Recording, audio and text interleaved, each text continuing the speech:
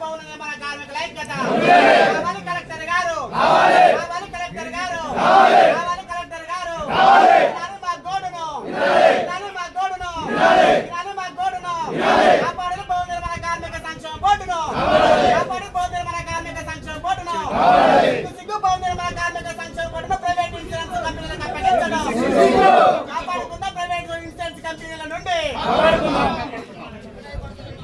కార్మికుల ఐక్యత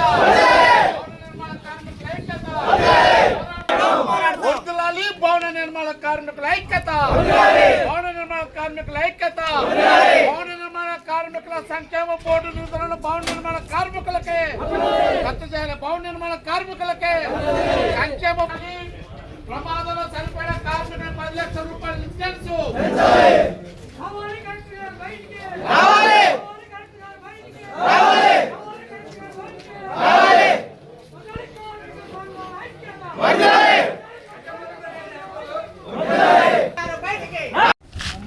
భవన నిర్మాణ కార్మిక సోదరులారా, అదేవిధంగా అక్కలు, మనం దాదాపు ఒక 10-15 రోజుల నుండి జిల్లాలో ఉన్నటువంటి భవన నిర్మాణ కార్మిక వర్గం మొత్తం కూడా మన భవన నిర్మాణ కార్మిక సంక్షేమ బోర్డుని ప్రైవేటు ఇన్సూరెన్స్ కంపెనీలకు కట్టబెట్టి మన హక్కులను మన బోర్డు స్కీములన్నింటినీ కూడా కాలరాయడానికి ఒక పెద్ద కుట్ర చేస్తున్నది. ఇది కుట్రను మొత్తం కూడా కార్మిక వర్గం ఐక్యంగా ఉండి పోరాడి సాధించుకోవాల్సిన ఒక అవసరం మన ముందున్నదని ఈ సందర్భంగా మీకు విషయాలు తెలియజేస్తున్నాను. ఎందుకంటే 1996కు ముందు అనేకమైన ప్రమాదకరమైన పనులు చేస్తూ పెద్ద పెద్ద బిల్డింగులు నిర్మాణం చేస్తూ ప్రాజెక్టులు కడుతూ కాలువలు కడుతూ రోడ్లు వేస్తూ అనేక మంది కార్మికులు మొత్తం కూడా ప్రాణాలు కోల్పోయారు, ప్రాణ త్యాగాలు చేశారు. అలాంటి వారికి మొత్తం కూడా భవన నిర్మాణ కార్మికులకు ఒక సంక్షేమ బోర్డు ఏర్పాటు చేసి సంక్షేమ పథకాలు అమలు చేసి వాళ్ళ జీవన ప్రమాణాలని వాళ్ళ అభివృద్ధిని మొత్తం కూడా ఏర్పాటు చేయాల్సిన ఒక బాధ్యత ఈ ప్రభుత్వాల పైన ఉందని చెప్పి ఆనాడు అనేక కార్మిక సంఘాలు పోరాడి ఈ సంక్షేమ బోర్డును సాధించుకోవడం జరిగింది. త్యాగాలతోని పోరాటాలతోని ఈ సంక్షేమ బోర్డును సాధించుకున్నాం.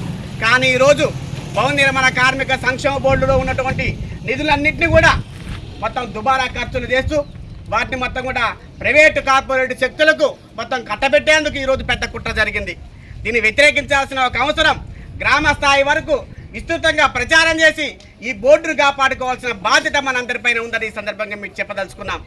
ఎందుకంటే ఈ బోర్డులో ఉన్నటువంటి లక్ష్యాలు ఏమిటి, ఈ బోర్డు ద్వారా కార్మికులకు ఏం మార్పులు తీసుకురావాలనేది నిర్దిష్టంగా అందులో చట్టంలో రూపొందించబడింది. కనీసం వీళ్ళ పిల్లలు మొత్తం కూడా ఉన్నత చదువుకోవడానికి స్కాలర్షిప్లు ఇవ్వాలి. 60 ఏళ్ళు దాటిన ప్రతి కార్మికుడికి మొత్తం కూడా పెన్షన్ సౌకర్యం కల్పించాలి. కార్మికుల అడ్డాల వద్ద మొత్తం మౌలిక సదుపాయాలు కల్పించాలి. ప్రైవేటు అడ్డాల వద్ద హైదరాబాద్లో, బెంగళూరులో, విజయవాడలో, జిల్లా కేంద్రాల్లో, పెద్ద పెద్ద నగరాలలో మొత్తం కూడా మన అడ్డాల వద్ద మన కనీస సౌకర్యాలు లేక, మంచినీళ్ళు లేక, మరుగుదొడ్లు లేక, మూత్రశాల లేక, ఎండకు చలికి వానకు మొత్తంగా తడుస్తూ కూడా మన కూలి పని కోసం ఈరోజు కూలి పని దొరుకుతుందా దొరకదా అని ఒక ఆశతో ఎదురు చూస్తూ అడ్డాల మీద అనేక మంది కార్మిక వర్గం మొత్తం కూడా అవస్థలు పడుతున్నది.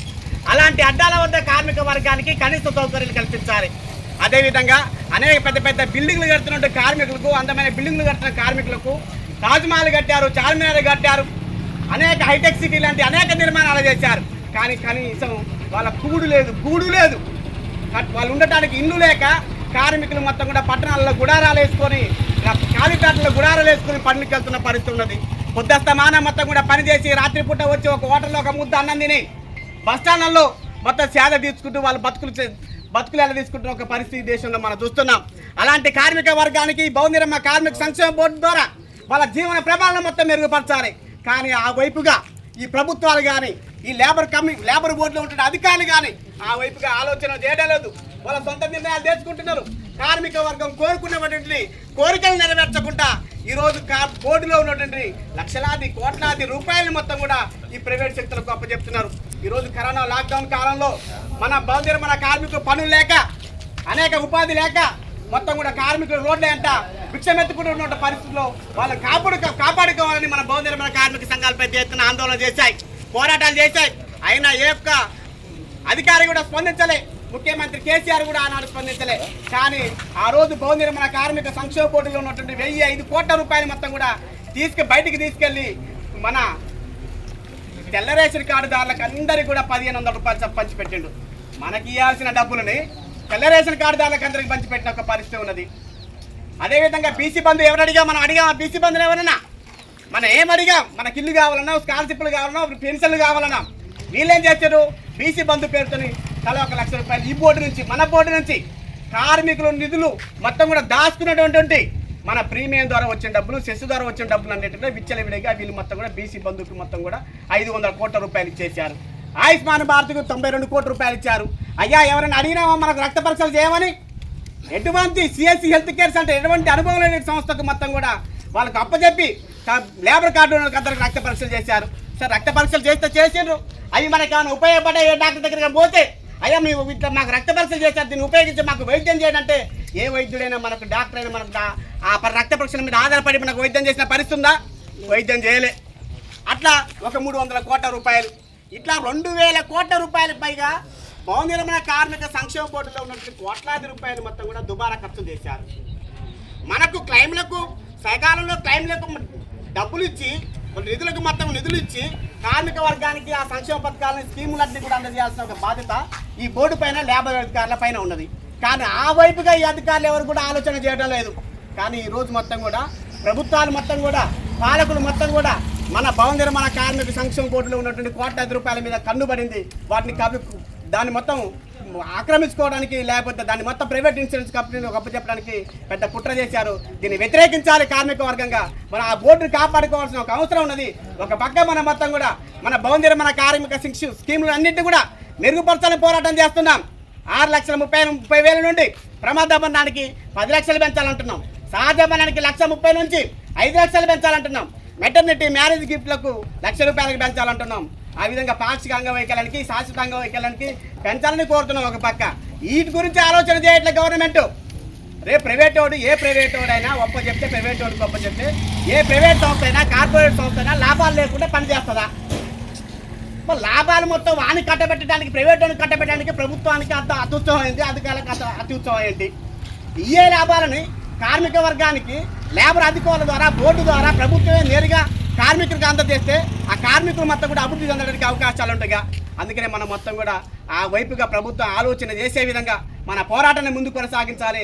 దానికోసం భవన నిర్మాణ కార్మిక సంఘాల జాయింట్ యాక్షన్ కమిటీ, స్టేట్లో కూడా జాయింట్ యాక్షన్ కమిటీ ఏర్పడి దశల వారి ఆందోళన కార్యక్రమాలు ఇచ్చింది. ఈరోజు సూర్యాపేట అన్ని జిల్లా కలెక్టర్ కార్యాలయం ముందు. అందరికీ నమస్కారాలు. మనం ఎన్నో సంవత్సరాల నుంచి పోరాటం చేసి సాధించుకున్నటువంటి 1996 భవన నిర్మాణ కార్మిక చట్టాన్ని నిర్వహణ చేయాలన్నటువంటి కుట్ర కుతంత్రాలు ఇవాళ కేంద్ర రాష్ట్ర ప్రభుత్వాలు చేస్తూ ఉన్నాయి. అందులో భాగంగానే ఇవాళ రాష్ట్ర వ్యాప్తంగా అన్ని కలెక్టర్ల కార్యాలయం ముందు IFT CIT ఆధ్వర్యంలో పెద్ద ఎత్తున నిరసన కార్యక్రమాలు, ధర్నాలు ఇవన్నీ కూడా జరుగుతున్న విషయం మీ అందరూ కూడా తెలుసు. ఇవాళ భవన నిర్మాణ కార్మికులు ఇవాళ దేశంలో సుమారు దాదాపు 20 కోట్ల మంది కార్మికులు ఈరోజు దేశంలో ఉన్నారు.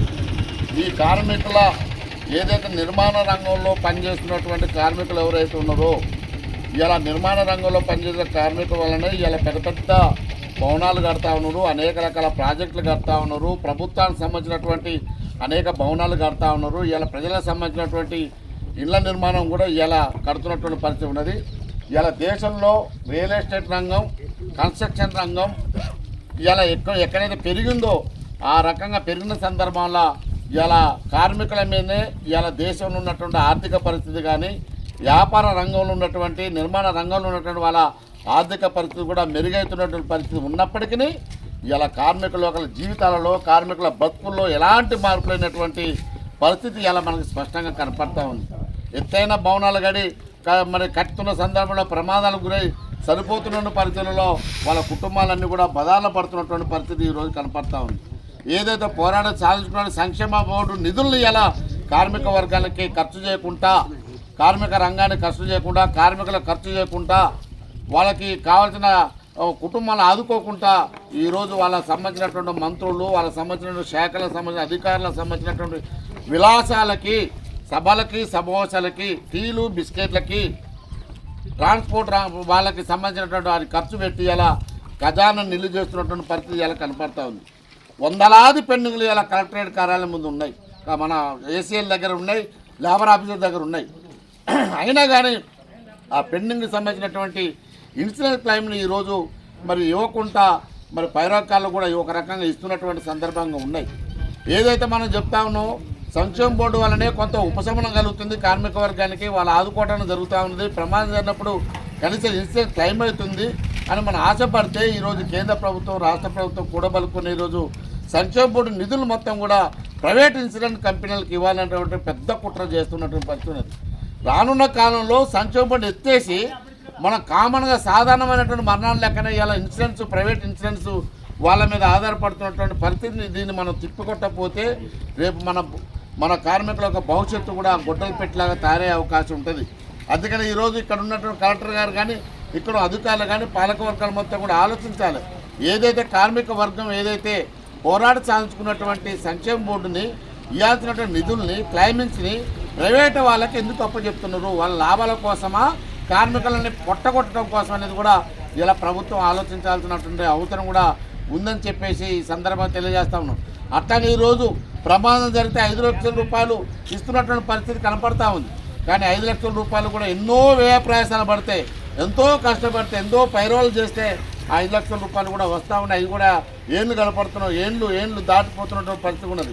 అంటేనే ప్రమాదం జరిగినటువంటి వాళ్ళు దరఖాస్తు చేసినటువంటి 3 నెలలకే ఎలా ఖచ్చితంగా క్లెయిమ్ని మన బాధిత కుటుంబాలకు అందజేసే ప్రయత్నం కూడా చేయాలి.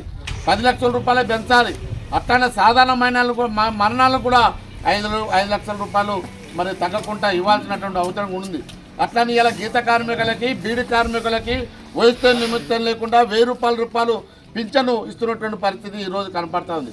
కానీ ఇలా ప్రభుత్వానికి ఆదాయం తీసుకొస్తున్నటువంటి ఇలా ప్రభుత్వ సంక్షేమానికి కృషి చేస్తున్నటువంటి భవన నిర్మాణ కార్మికులు మాత్రం మరి వాళ్ళ పింఛన్ సౌకర్యం లేదు.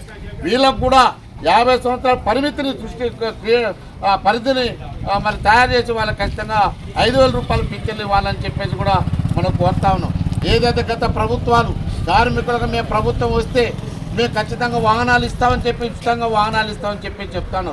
ఇలా గ్రామీణ ప్రాంతాల్లో ఉన్నటువంటి భవన నిర్మాణ కార్మికులు ఇలా పట్టణాలకు వచ్చి ఇలా అడ్డాలలో చేరి ఇలా మళ్ళీ పని చేసుకొని సాయంత్రం పూట పోవాలంటే ఆటోల మీద బస్సుల మీద ఆధారపడాల్సిన పరిస్థితి వస్తూ ఉంది.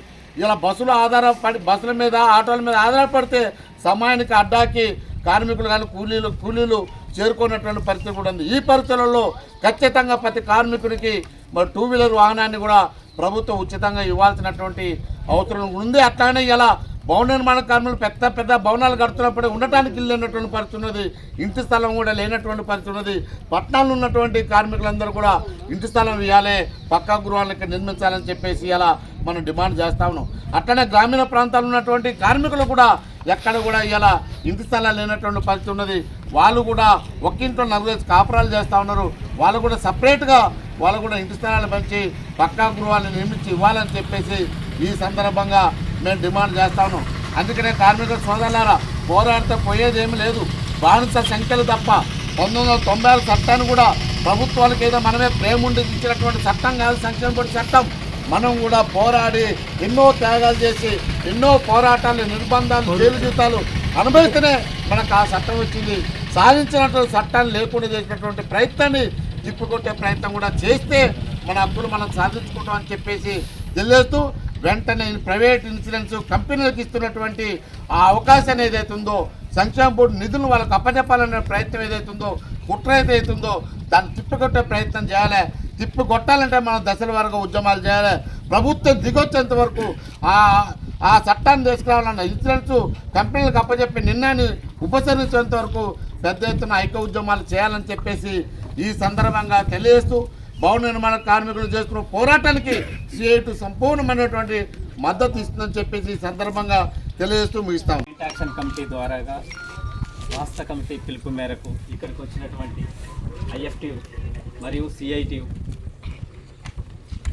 అనుబంధ సంఘాల గ్రామ లేదా మండల అధ్యక్ష కార్యదర్శులకు అలాగే వివిధ రకాల పదవుల్లో నుండి బాధ్యతగా ఇక్కడికి విచ్చేసినటువంటి నా తోటి కార్మిక సోదరులందరికీ ముందుగా విప్లవ అభినందనలు తెలియజేస్తూ ధన్యవాదాలు తెలియజేస్తున్నాను.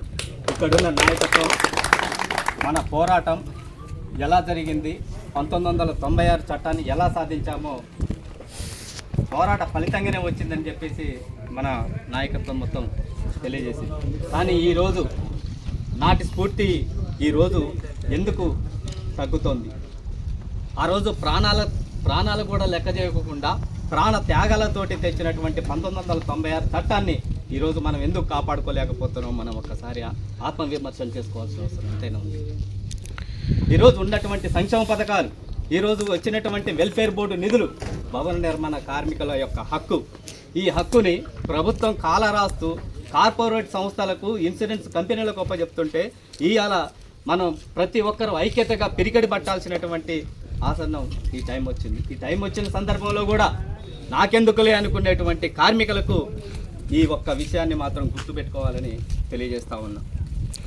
ఈరోజు వెల్ఫేర్ బోర్డు ఉందనంటే ఆ కార్మికుడు ప్రమాదంలో చనిపోతే ఒక ఆసరాగా నిలబడి ఆ కుటుంబానికి ఆర్థికంగా ఒక బలాన్ని చేకూర్చేటువంటి కార్డు వెల్ఫేర్ బోర్డు కార్డు. మనం ఏమన్నా కోట్లు సంపాదిస్తామా ఈ పనిలో? ఏమన్నా ఎకరాలు ఏమన్నా మన తాతల తండ్రులు ఏమన్నా ఇస్తే మనం అవన్నీ వదిలేసుకొని సుతారు పని చేస్తున్నామా?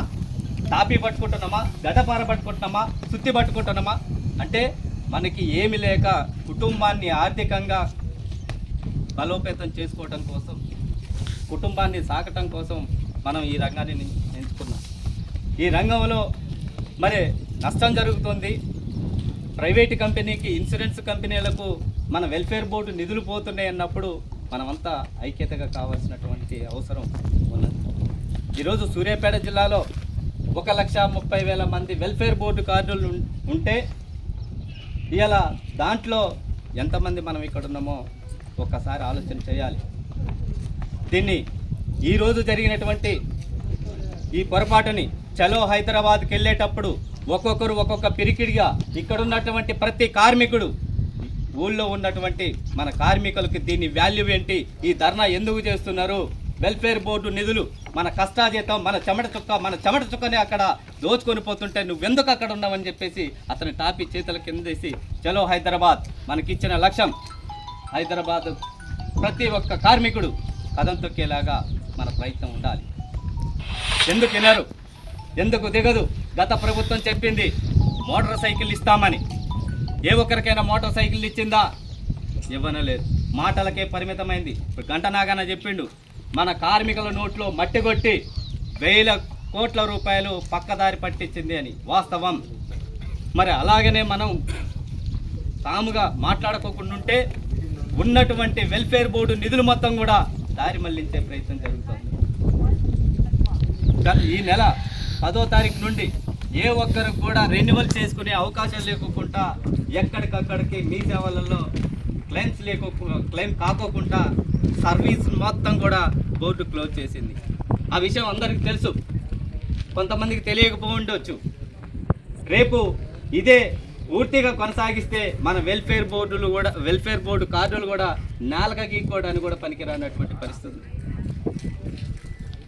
ఇంత జరుగుతున్నా ఇవన్నీ కార్మికులకి చెందేటువంటి వెల్ఫేర్ బోర్డు 10 లక్షలు మనం ఎందుకు కోరుతున్నాం?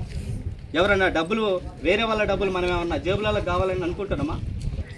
మన కార్మికుల డబ్బులే కదా, వెల్ఫేర్ బోర్డు నిధులే కదా, మనం పనిచేసే దగ్గర 1% సెస్ ద్వారా వచ్చినటువంటి నిధులే కదా. మనం కోరుకుంటున్నది ఏంది? ఒకవేళ ఆ సెస్ డబ్బులు సరిపోకపోతే ₹1 కోటి దాటినటువంటి ఏ నిర్మాణం నుంచైనా ₹2 సెస్ కావాలని మనం డిమాండ్కు పెడుతున్నాం. ఆ సెస్సులో పనిచేస్తున్నటువంటి కార్మికుల సంక్షేమం కోసమే ఈ నిధులను ఖర్చు పెట్టమని చెప్తున్నాం. 60 ఏళ్ళు దాటిన కార్మికుడికి స్టేట్ కమిటీ మనకి ఇచ్చినటువంటి పిలుపు మేరకు 60 ఏళ్ళు నిండిన ప్రతి కార్మికుడికి వెల్ఫేర్ బోర్డు నుండి పెన్షన్ కావాలని మనం కోరుకుంటున్నాం. 6 లక్షలు ఇస్తున్నారు ప్రస్తుతం ప్రమాద బీమా, దాన్ని 10 లక్షలకు కావాలని అడగటంలో తప్పేమనుందా? మన న్యాయమైనటువంటి మన కోరికల్ని తీర్చడం కోసం ఏ ప్రభుత్వాలు ముందుకు రావట్లేదు. గత ప్రభుత్వం కూడా అలాగే చేస్తే గత ప్రభుత్వానికి బుద్ధి చెప్పాం. మరి ఈ ప్రభుత్వం కూడా మళ్ళీ అదే దారిలో వెళ్తున్నది. ఈ ప్రభుత్వానికి బుద్ధి చెప్పాలంటే ఖచ్చితంగా కార్మిక లోకం మొత్తం కదలాలి.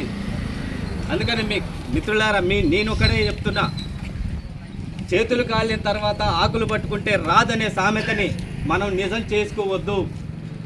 కార్మికులంతా ఐక్యతగా మన హక్కుల్ని మన చట్టాలని రక్షించుకోవడం కోసం ప్రతి ఒక్కరూ నిలబడాలని తెలియజేస్తూ, అలాగే వెల్ఫేర్ బోర్డులో ఉన్నటువంటి సంక్షేమ పథకాలకు తక్షణమే నిధులు కేటాయించడంలో కూడా లోపం జరుగుతుంది. ఈ లోపాన్ని కూడా తక్షణమే దాన్ని విడుదల చేయాలనే దాని మీద కూడా మన డిమాండ్లు ఉన్నాయి. ఇప్పుడు మనం మ్యాక్సిమం 10 డిమాండ్ల మీద పెట్టాం. మన అన్న నాగన్న ఒక 5 డిమాండ్లు చెప్పాడు. మనం ఏమంటున్నాం, లేబర్ అధికారులు కూడా నిర్లక్ష్యం ఉందంటున్నాం. లేబర్ అధికారుల నిర్లక్ష్యం, వాళ్ళ అధికారులు కూడా పూర్తి స్థాయిలో లేరు. పూర్తి స్థాయిలో ఉండాలనేది కూడా డిమాండ్ పెట్టాం. ఒక అధికారి అడిగాడు, మా లేబర్ అధికారుల మీద మీరెందుకు మా లేబర్ అధికారులు రావాలని చెప్పేసి మీరు అడుగుతున్నారంటే, ఏమయ్యా నీకు ఒక్క అధికారికి 4 ఆఫీసులు ఒప్పజెప్పితే ఒకరోజు 7 ఉంటావు, ఒకరోజు నల్గొండలో ఉంటావు, ఒకరోజు మిర్యాలగూడలో ఉంటావు. ఇప్పుడు సూర్యాపేట ఏఎల్ఓ గారు రాజు గారు ఒకరోజు సూర్యాపేటలో ఉంటే ఒకరోజు నల్గొండలో ఉన్నటువంటి పరిస్థితి. నేమ్ యాడికి పోతే ఆ అధికారి కనపడడు. ఒక క్లైమ్లో సమస్య వస్తే ఆ అధికారి అవుపడ్డాడు. కోదాడ ఏలో పరిస్థితి కూడా అదే. ఇప్పుడున్నటువంటి శేషరత్నం మేడానికి మిర్యాలగూడలో ఆమెకి